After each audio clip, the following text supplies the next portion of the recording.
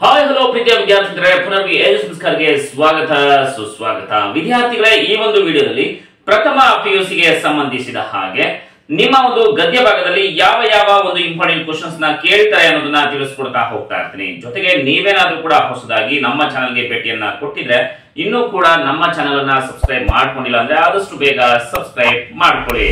ಜೊತೆಗೆ ನಿಮಗೆ ಯಾವ ಒಂದು ಪಾಠದ ಬಗ್ಗೆ ಬೇಕು ಅನ್ನೋದನ್ನ ಕಮೆಂಟ್ ಸೆಕ್ಷನ್ ಅಲ್ಲಿ ಕಮೆಂಟ್ ಮಾಡಿ. ಬನ್ನಿ ಈಗ ವಿಡಿಯೋವನ್ನ ಶುರು ಮಾಡ್ತಾ ಹೋಗೋಣ.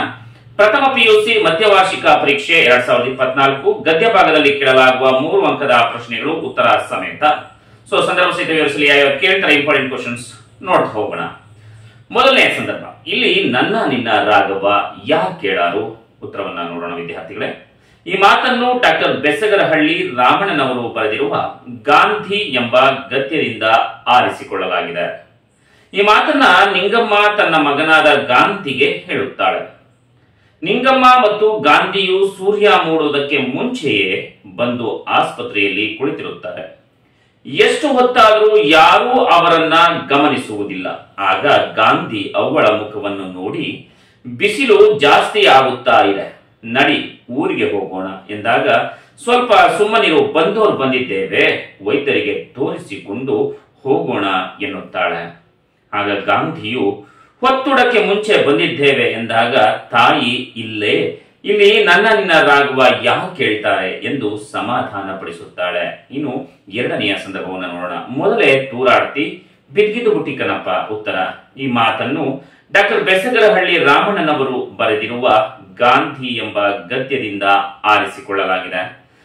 ಈ ಮಾತನ್ನ ನಿಂಗಮ್ಮ ತನ್ನ ಮಗನಾದ ಗಾಂಧಿಗೆ ಹೇಳಿದ್ದಾಳೆ.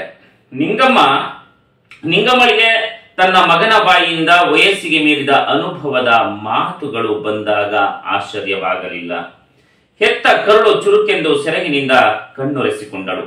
ತನ್ನ ದೇಹದಲ್ಲಿರುವ ಕಾಯಿಲೆಯ ನೋವನ್ನು, ತಾಯಿಯು ಅಸಹಾಯಕತೆ, ಅವಮಾನವನ್ನು ಇನ್ನು ಸಹಿಸಲಾಗದು ಎನ್ನುವ ರೀತಿಯಲ್ಲಿ ಹುಡುಗ ದಡಕ್ಕನೆ ಮೇಲೆದ್ದು ವೈದ್ಯರನ್ನು ಕಾಣಲು ಹೋಗುವಾಗ ನಿಂಗಮ್ಮಳು ತನ್ನ ಮಗನಿಗೆ ಮೊದಲೇ ತೂರಾಡ್ತಿ ಬಿದ್ಗಿದ್ಬಿಟ್ಟಿ ಕಣಪ್ಪ ಎಂದು ಹೇಳುತ್ತಾಳೆ.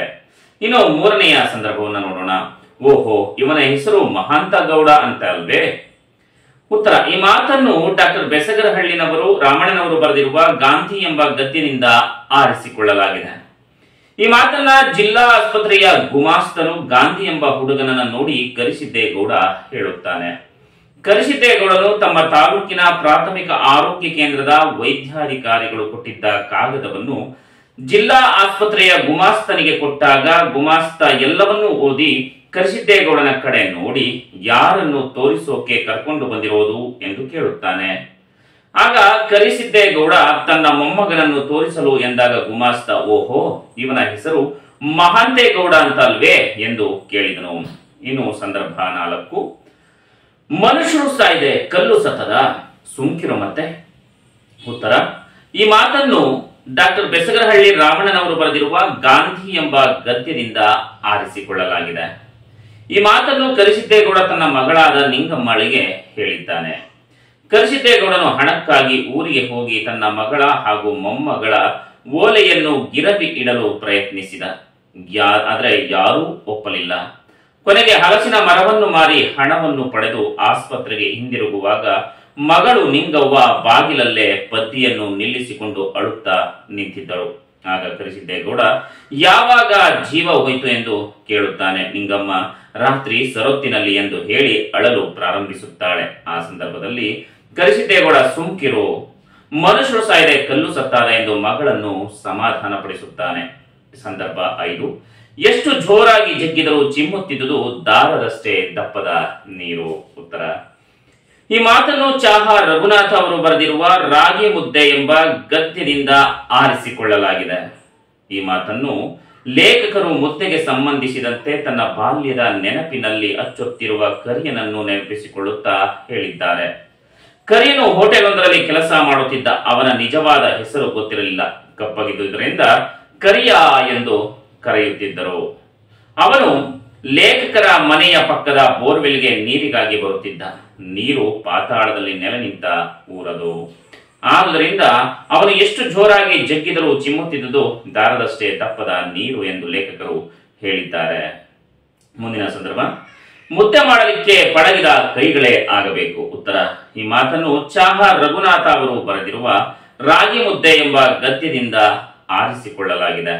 ಈ ಮಾತನ್ನು ಲೇಖಕರು ಮುದ್ದೆ ಮಾಡಲು ಬೇಕಾದ ಕೌಶಲ್ಯದ ಬಗ್ಗೆ ತಿಳಿಸುವಾಗ ಹೇಳಿದ್ದಾರೆ. ಕುದಿಯುವ ನೀರಿಗೆ ರಾಗಿ ಹಿಟ್ಟನ್ನ ಬೆರೆಸಿ ಹದವಾಗಿ ಕುದಿಸಿ ಪಾಕಕ್ಕೆ ಬಂದ ಮಿಶ್ರಣವನ್ನು ಉಂಡೆಗಟ್ಟುವ ಪ್ರಕ್ರಿಯೆಯು ಮೇಲ್ನೋಟಕ್ಕೆ ಸುಲಭದ್ದಾಗಿ ಕಂಡರೂ ಅದು ಅನುಭವವನ್ನು ಬೇಡುವ ಕೆಲಸ. ಆದ್ದರಿಂದ ಮುದ್ದೆಯು ಗಂಟಾಗದಂತೆ ಬೆಡುಸಾಗದಂತೆ ಮಾಡಲು ಪಳಗಿದ ಕೈಗಳೇ ಆಗಬೇಕು. ಅಲ್ಲದೆ ಹಬೆಯಾಡುವ ಮುದ್ದೆಯನ್ನು ಕೈವದ್ದೆ ಮಾಡಿಕೊಂಡು ಲೇಖಕರು ಉಂಡೆಗಟ್ಟುವುದಕ್ಕೂ ಕೌಶಲ್ಯ ಇರಬೇಕು ಎಂದು ಲೇಖಕರು ತಿಳಿಸಿದ್ದಾರೆ. ಇನ್ನು ಮುಂದಿನ ಒಂದು ಸಂದರ್ಭವನ್ನು ನೋಡೋಣ ವಿದ್ಯಾರ್ಥಿಗಳೇ. ಸಂದರ್ಭ 7. ನನ್ನ ದೇಹದ ಮೇಲೆ ಒಂದು ಮುಷ್ಟಿ ರಾಗಿ ಸುರಿಯಿರಿ. ಉತ್ತರ. ಈ ಮಾತನ್ನು ಚಾಹ ರಘುನಾಥ ಅವರು ಬರೆದಿರುವ ರಾಗಿ ಮುದ್ದೆ ಎಂಬ ಗದ್ಯದಿಂದ ಆರಿಸಿಕೊಳ್ಳಲಾಗಿದೆ. ಈ ಮಾತನ್ನು ಡಾಕ್ಟರ್ CH ಲಕ್ಷ್ಮಣಯ್ಯನವರು ತಮ್ಮ ಪತ್ನಿಯ ಬಳಿ ಹೇಳಿದ್ದಾರೆ. ಡಾಕ್ಟರ್ CH ಲಕ್ಷ್ಮಣಯ್ಯ ಸಂಪರ್ಕ ಪದ್ಧತಿ ಎನ್ನುವ ಪರಿಕಲ್ಪನೆಯ ಮೂಲಕ ಹೊಸ ತಳಿಗಳ ಶೋಧನೆಯಲ್ಲಿ ತೊಡಗಿ ಕರ್ನಾಟಕದ ರಾಗಿ ಕ್ರಾಂತಿಗೆ ಕಾರಣರಾದರು. ಅವರು ತಮ್ಮ ಕೊನೆಯ ದಿನಗಳಲ್ಲಿ ಅನಾರೋಗ್ಯ ಪೀಡಿತರಾಗಿ ಅತಿ ಸೂಕ್ಷ್ಮವಾದ ಶಸ್ತ್ರಚಿಕಿತ್ಸೆಯೊಂದಕ್ಕೆ ಒಳಪಡಬೇಕಾಯಿತು. ದುರಾದೃಷ್ಟವಶಾತ್ ಅವರ ಶಸ್ತ್ರಚಿಕಿತ್ಸೆ ಯಶಸ್ವಿ ಆಗಲೇ ಇಲ್ಲ. ಆ ಸಂದರ್ಭದಲ್ಲಿ ಮಹಾನ್ ರಾಗಿ ಪ್ರೇಮಿಯಾಗಿದ್ದ ಅವರು ತಮ್ಮ ಪತ್ನಿಯ ಬಳಿ ಅಂತ್ಯ ಸಂಸ್ಕಾರಕ್ಕೆ ಮೊದಲು ನನ್ನ ದೇಹದ ಮೇಲೆ ಒಂದು ಮುಷ್ಟಿ ರಾಗಿ ಸುರಿಯಿರಿ ಎಂದು ತಮ್ಮ ಕೊನೆಯ ಆಸೆಯನ್ನ ತಿಳಿಸಿದ್ದಾರೆ. ಇನ್ನು ಸಂದರ್ಭ 8. ಅಡ್ಡಗೋಡೆಯ ಮೇಲೆ ದೀಪ ಬಿಟ್ಟಂತೆ. ಉತ್ತರ. ಈ ಮೇಲಿನ ವಾಕ್ಯವನ್ನು ಡಾಕ್ಟರ್ H ನರಸಿಂಹಯ್ಯನವರು ಬರೆದಿರುವ ಜ್ಯೋತಿಷ್ಯ ಅರ್ಥಪೂರ್ಣವೋ ಅರ್ಥರಹಿತವೋ ಎಂಬ ಗದ್ಯದಿಂದ ಆರಿಸಲಾಗಿದೆ. ಈ ಮಾತನ್ನು ಲೇಖಕರು ಜ್ಯೋತಿಷಿಗಳು ತಿಳಿಸುವ ಭವಿಷ್ಯವಾಣಿಯನ್ನ ಕುರಿತು ಹೇಳಿದ್ದಾರೆ. ಜ್ಯೋತಿಷಿಗಳು ಹೇಳುವ ಭವಿಷ್ಯವು ಪತ್ರಿಕಾ ಪ್ರತಿನಿಧಿಯು ನಡೆಸುವ ಚುನಾವಣೆಯ ಮೊದಲಿನ ಸಮೀಕ್ಷೆಯಲ್ಲಿ ರೀತಿಯಲ್ಲಿ ಊಹೆಗೆ ಒಳಪಟ್ಟಿರುತ್ತದೆ. ಅಲ್ಲದೆ ಇಬ್ಬರು ಜ್ಯೋತಿಷಿಗಳ ಅಭಿಪ್ರಾಯಗಳಲ್ಲಿ ಸಾಮಾನ್ಯವಾಗಿ ಯಾವ ಹೊಂದಿಕೆಯೂ ಇರುವುದಿಲ್ಲ.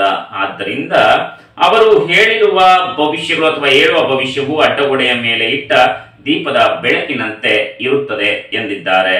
ಇನ್ನು ಮುಂದಿನ ಒಂದು ಸಂದರ್ಭವನ್ನು ನೋಡೋಣ. ಜ್ಯೋತಿಷ್ಯ ಒಂದು ವಾಣಿಜ್ಯವಾಗಿದೆ. ಉತ್ತರ. ಈ ಮೇಲಿನ ವಾಕ್ಯವನ್ನು ಡಾಕ್ಟರ್ H ನರಸಿಂಹಯ್ಯನವರು ಬರೆದಿರುವ ಜ್ಯೋತಿಷ್ಯ ಅರ್ಥಪೂರ್ಣವೋ ಅರ್ಥರಹಿತವೋ ಎಂಬ ಗದ್ಯದಿಂದ ಆರಿಸಲಾಗಿದೆ. ಈ ಮಾತನ್ನು ಲೇಖಕರು ಜ್ಯೋತಿಷಿಗಳು ಜ್ಯೋತಿಷ್ಯವನ್ನ ಒಂದು ವ್ಯವಹಾರವನ್ನಾಗಿ ಮಾಡಿಕೊಳ್ಳುತ್ತಿದ್ದಾರೆ ಎಂದು ತಿಳಿಸುವ ಸಂದರ್ಭದಲ್ಲಿ ಹೇಳಿದ್ದಾರೆ. ಜನರು ನಿರಾಶೆಯಲ್ಲಿದ್ದಾಗ, ಸಮಸ್ಯೆಗಳಲ್ಲಿ ಇದ್ದಾಗ ಜ್ಯೋತಿಷಿಗಳ ಬಳಿ ಹೋಗುತ್ತಾರೆ. ಆಗ ಅವರು ಗ್ರಹಗತಿಗಳಿಂದ ಉಂಟಾಗುವ ಘೋರ ಪರಿಣಾಮ ಹಾಗೂ ನಿವಾರಣೆಯ ಕ್ರಮ ಎರಡನ್ನೂ ತಿಳಿಸಿ ಅದಕ್ಕಾಗಿ ಖರ್ಚಾಗುವ ಹಣದ ಬಗ್ಗೆ ಹೇಳುವುದನ್ನ ಮರೆಯುವುದಿಲ್ಲ. ಅವರ ಮಾರ್ಗದರ್ಶನವನ್ನು ಬಯಸುವವರು ಯಾರೂ ಅವರ ಅಭಿಪ್ರಾಯವನ್ನು ತಿರಸ್ಕರಿಸುವುದಿಲ್ಲ. ಈ ಕಾರಣದಿಂದ ಜ್ಯೋತಿಷ್ಯ ಒಂದು ವಾಣಿಜ್ಯವಾಗಿದೆ ಎಂದು ಲೇಖಕರು ತಿಳಿಸಿದ್ದಾರೆ. ಇನ್ನು ಮುಂದಿನ ಒಂದು ಸಂದರ್ಭವನ್ನ ನೋಡೋಣ. ಸಮಾಜದ ಸುಧಾರಣೆ ಶಿಕ್ಷಣದ ಒಂದು ಮುಖ್ಯ ಉದ್ದೇಶ. ಉತ್ತರ. ಈ ಮೇಲಿನ ವಾಕ್ಯವನ್ನು ಡಾಕ್ಟರ್ H ನರಸಿಂಹಯ್ಯನವರು ಬರೆದಿರುವ ಜ್ಯೋತಿಷ್ಯ ಅರ್ಥಪೂರ್ಣವೋ ಅರ್ಥರಹಿತವೋ ಎಂಬ ಗದ್ಯದಿಂದ ಆರಿಸಲಾಗಿದೆ. ಈ ಮಾತನ್ನು ಲೇಖಕರು ಅಧ್ಯಾಪಕರು ಮತ್ತು ವಿದ್ಯಾರ್ಥಿಗಳಲ್ಲಿ ವೈಜ್ಞಾನಿಕ ಮನೋಭಾವವನ್ನು ಬೆಳೆಸುವುದು ಶಿಕ್ಷಣದ ಒಂದು ಉದ್ದೇಶವಾಗಿರಬೇಕು ಎಂದು ತಿಳಿಸುವ ಸಂದರ್ಭದಲ್ಲಿ ಹೇಳಿದ್ದಾರೆ. ಯಾವುದೇ ವಿಚಾರವನ್ನ ಪ್ರಶ್ನಿಸದೆ ಪರಿಶೀಲಿಸದೆ ಒಪ್ಪಿಕೊಳ್ಳಬಾರದು. ಅದು ಭಗವದ್ಗೀತೆ, ಬೈಬಲ್ ಅಥವಾ ಪುರಾಣ ಆಗಿರಲಿ. ಅವುಗಳು ವೈಜ್ಞಾನಿಕ ಆಲೋಚನೆಗಳಿಗೆ ತೃಪ್ತಿಯನ್ನ ಉಂಟು ಮಾಡಬೇಕು. ಆದ್ದರಿಂದ ಸಮಾಜದ ಸುಧಾರಣೆ ಶಿಕ್ಷಣದ ಮೂಲ ಉದ್ದೇಶವಾಗಬೇಕು ಎಂದು ತಿಳಿಸಿದ್ದಾರೆ. ಇನ್ನು ಮುಂದಿನ ಸಂದರ್ಭ. ನಾನು ಸಂಮೋಹನಕ್ಕೊಳಗಾದೆ. ಈ ಮೇಲಿನ ವಾಕ್ಯವನ್ನು ಡಾಕ್ಟರ್ ಚನ್ನಣ್ಣ ವಾಲಿಕಾರ ಅವರು ಬರೆದಿರುವ ಶಾಸ್ತ್ರಿ ಮಾಸ್ತರ ಮತ್ತವರ ಮಕ್ಕಳು ಎಂಬ ಗದ್ಯ ಭಾಗದಿಂದ ಆರಿಸಲಾಗಿದೆ. ಲೇಖಕರು ಶಹಾಬಾದಿಗೆ ಬಂದಾಗ ಮಧ್ಯರಾತ್ರಿಯಾಗಿತ್ತು. ಬೆಳಗಾಗಲು ಇನ್ನು 5 ತಾಸು ಇದ್ದುದರಿಂದ ಹೇಗೆ ಹೊತ್ತು ಕಳೆಯುವುದು ಎಂದಾಗ ಅವರು ಓದಿದ ಹೈಸ್ಕೂಲ್ ನೆನಪಾಯಿತು. 5 ನಿಮಿಷದಲ್ಲಿ ಹೋಗಬಹುದು, ವರಾಂಡದಲ್ಲಿ ಸಾಕಷ್ಟು ಜಾಗ ಇದೆ, ಅಲ್ಲೇ ಮಲಗಿದರಾಯಿತು ಎಂದು ಹೊರಟರು. ಅಲ್ಲಿದ್ದ ಸೇವಕ ಹಳೆಯ ವಿದ್ಯಾರ್ಥಿ ಎಂದಾಗ ಮಲಗಲು ಅವಕಾಶವನ್ನ ನೀಡಿದನು. ಆ ಸಂದರ್ಭದಲ್ಲಿ ಲೇಖಕರು ಅಂಗಳದ ಕಡೆ ನೋಡುತ್ತಾರೆ. ಹಿಂದೆ ಇಲ್ಲಿ ಆಟ ಆಡಿದ, ಹುಲ್ಲು ಕಿತ್ತಿದ, ಜೆಂಡಾ ಏರಿಸಿದ ಕ್ಲಾಸ್ಗಳಿಲ್ಲದಾಗ ಹೊರಗೆ ಬಿಸಿಲು ಕಾಸಲು ಕುಳಿತ ಒಂದೊಂದು ಸ್ಥಳಗಳನ್ನ ನೋಡುತ್ತಿದ್ದಂತೆ ಲೇಖಕರು ಸಂಮೋಹನಕ್ಕೆ ಒಳಗಾದೆ ಎಂದಿದ್ದಾರೆ. ಮುಂದಿನ ಸಂದರ್ಭ. ನೆನಪುಗಳು ಮಳೆಯಂತೆ ಸುರಿಯ ತೊಡಗಿದವು. ಉತ್ತರ. ಈ ಮೇಲಿನ ವಾಕ್ಯವನ್ನು ಡಾಕ್ಟರ್ ಚನ್ನಣ್ಣ ವಾಲಿಕಾರ ಅವರು ಬರೆದಿರುವ ಶಾಸ್ತ್ರಿ ಮಾಸ್ತರ ಮತ್ತವರ ಮಕ್ಕಳು ಎಂಬ ಗದ್ಯ ಭಾಗದಿಂದ ಆರಿಸಲಾಗಿದೆ. ಈ ಮಾತನ್ನು ಲೇಖಕರು ಬಾಲ್ಯದಲ್ಲಿನ ನಡೆದ ಘಟನೆಯೊಂದನ್ನ ನೆನಪಿಸುತ್ತಾ ಹೇಳಿದ್ದಾರೆ. ಲೇಖಕರಿಗೆ 8ನೆಯ ವರ್ಗದಲ್ಲಿದ್ದಾಗ ಭಾಷಣ, ಲೇಖನ, ಭಾವಗೀತೆ ಸ್ಪರ್ಧೆಗಳಲ್ಲಿ ಬಹುಮಾನ ಪಡೆದುದರ ನೆನಪಾಯಿತು. ಆ ಸಂದರ್ಭದಲ್ಲಿ ಹಾಸ್ಯ ಋಷಿ ಬೀಚಿಯವರು ಹೇಳಿದ ಮಾತು, ದೇಶಪಾಂಡೆ ಗುರುಗಳು ಇವರ ಓರೆಕೋರೆಗಳನ್ನ ತಿದ್ದಿದ್ದು, ಶಾಸ್ತ್ರಿ ಮಾಸ್ತರರು ಇವರನ್ನು ಉತ್ತಮ ದಾರಿಗೆ ತಂದದ್ದು, ಇವೆಲ್ಲವೂ ಲೇಖಕರಿಗೆ ಮಳೆಯಂತೆ ಸುರಿಯತೊಡಗಿದವು. ಇನ್ನು ಮುಂದಿನ ಸಂದರ್ಭವನ್ನು ನೋಡೋಣ. ಅಕ್ಷರ ಮಳೆ ಧಾರಾಕಾರವಾಗಿ ಸುರಿಯತೊಡಗಿತು. ಉತ್ತರ, ಈ ಮೇಲಿನ ವಾಕ್ಯವನ್ನು ಡಾಕ್ಟರ್ ಚನ್ನಣ್ಣ ವಾಲಿಕಾರ್ ಅವರು ಬರೆದಿರುವ ಶಾಸ್ತ್ರಿ ಮಾಸ್ತರ ಮತ್ತವರ ಮಕ್ಕಳು ಎಂಬ ಗದ್ಯ ಭಾಗದಿಂದ ಆರಿಸಲಾಗಿದೆ. ಲೇಖಕರು ಶಾಲೆಗೆ ಸೇರಿದ ಮೇಲೆ ಶಾಸ್ತ್ರಿ ಮಾಸ್ತರರು ಹಾಗೂ ಅವರ ಹೆಂಡತಿ ಅಂಬವ್ವ ತುಂಬಾ ಪ್ರೀತಿಯಿಂದ ನೋಡಿಕೊಳ್ತಾ ಇದ್ರು. ಅವರಿಗೆ ಅಕ್ಷರ ಕಲೆಯೆಂದು ಒತ್ತಾಯ ಮಾಡುತ್ತಿರಲಿಲ್ಲ, ಹೊಟ್ಟೆ ತುಂಬಾ ತಿನ್ನಿಸುತ್ತಿದ್ದರು. ಈ ಸಂದರ್ಭದಲ್ಲಿ ಅಕ್ಕನೂರಿನ ನೆನಪುಗಳೆಲ್ಲ ಕಡಿಮೆಯಾಗುತ್ತಾ ಹೋಗಿ ಶಾಸ್ತ್ರಿ ಮಾಸ್ತರ ಮತ್ತು ಅಂಬವ್ವನವರ ಪ್ರೀತಿಯ ಕಡಲಲ್ಲಿ ಮಿಂದ ಮೇಲೆ ಅಕ್ಷರ ಮಳೆ ಧಾರಾಕಾರವಾಗಿ ಸುರಿಯತೊಡಗಿತು ಎಂದಿದ್ದಾರೆ. ಮುಂದಿನ ಸಂದರ್ಭ, ನನ್ನ ಹಿರಿಮಗ ಬಂದ. ಉತ್ತರ, ಈ ಮೇಲಿನ ವಾಕ್ಯವನ್ನು ಡಾಕ್ಟರ್ ಚನ್ನಣ್ಣ ವಾಲಿಕಾರ ಅವರು ಬರೆದಿರುವ ಶಾಸ್ತ್ರಿ ಮಾಸ್ತರ ಮತ್ತವರ ಮಕ್ಕಳು ಎಂಬ ಗದ್ಯ ಭಾಗದಿಂದ ಆರಿಸಲಾಗಿದೆ. ಲೇಖಕರು ಶಾಸ್ತ್ರಿ ಮಾಸ್ತರರ ಅನಾಥಾಶ್ರಮಕ್ಕೆ ಹೋದಾಗ ಮಾಸ್ತರರ ಪ್ರತಿಕ್ರಿಯೆ ಹೇಗಿತ್ತು ಎನ್ನುವುದನ್ನು ತಿಳಿಸಿದ್ದಾರೆ. ಲೇಖಕರು ಆಶ್ರಮ ತಲುಪಿದಾಗ ಮಾಸ್ತರರು 70ರ ವಯಸ್ಸಿನಲ್ಲೂ ವರ್ತಮಾನ ಪತ್ರಿಕೆ ಓದುತ್ತಾ ಕುಳಿತಿದ್ದರು. ಲೇಖಕರು ಬಂದ ಸುದ್ದಿ ಕೇಳಿ ಪೇಪರ್ ಓದುವುದನ್ನು ಬಿಟ್ಟು ಅವರನ್ನ ನೋಡಿ ದಳದಳ ಅಂತ ಕಣ್ಣೀರು ಸುರಿಸುತ್ತಾ ಎದ್ದು ಬಂದು ನನ್ನ ಹಿರಿಮಗ ಬಂದ ಎಂದು ಜೋರಾಗಿ ಅಳುತ್ತಾ ಮಾಸ್ತರರು ಲೇಖಕರನ್ನ ಕಂಡು ಹೇಳುತ್ತಾರೆ. ಮುಂದಿನ ಸಂದರ್ಭ, ಗವಾಕ್ಷಿಯಿಂದ ಮಗನನ್ನ ಕೂಗಿರಬಹುದು. ಉತ್ತರ, ಈ ಮೇಲಿನ ವಾಕ್ಯವನ್ನು ನಾಗತಿಹಳ್ಳಿ ಚಂದ್ರಶೇಖರ್ ಅವರು ಬರೆದಿರುವ ಬುದ್ಧ ಬಿಸಿಲೂರಿನವನು ಎಂಬ ಗದ್ಯ ಭಾಗದಿಂದ ಆರಿಸಲಾಗಿದೆ. ಲೇಖಕರು ಕಪಿಲವಸ್ತುವಿನಲ್ಲಿದ್ದ ಬುದ್ಧನ ಅರಮನೆಯನ್ನು ಕಲ್ಪಿಸಿಕೊಳ್ಳುತ್ತಾ ಹೀಗೆ ಹೇಳಿದ್ದಾರೆ. ಲೇಖಕರು ಮತ್ತು ಅವರ ಮಕ್ಕಳು ಅಲ್ಲಿನ ಇಟ್ಟಿಗೆ ಕಟ್ಟಡಗಳ ಮೇಲೇರಿ ಚರ್ಚಿಸತೊಡಗಿದ್ದರು. ಗೌತಮನು ಇಲ್ಲಿ ಆಟವಾಡಿರಬಹುದು, ಇಲ್ಲಿ ಊಟ ಮಾಡಿರಬಹುದು, ಇದು ಯಶೋಧರೆ ಗೌತಮರ ಕೋಣೆ ಇರಬಹುದು, ಮಾಯಾದೇವಿ ಗವಾಕ್ಷಿಯಿಂದ ಮಗನನ್ನ ಕೂಗಿರಬಹುದು ಎಂದು ಕಲ್ಪಿಸಿಕೊಳ್ಳುತ್ತಾ ಲೇಖಕರು ಹೇಳಿದ್ದಾರೆ.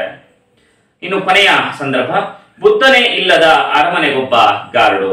ಉತ್ತರ, ಈ ಮೇಲಿನ ವಾಕ್ಯವನ್ನು ನಾಗತಿಹಳ್ಳಿ ಚಂದ್ರಶೇಖರ್ ಅವರು ಬರೆದಿರುವ ಬುದ್ಧ ಬಿಸಿಲೂರಿನವನು ಎಂಬ ಗದ್ಯ ಭಾಗದಿಂದ ಆರಿಸಲಾಗಿದೆ.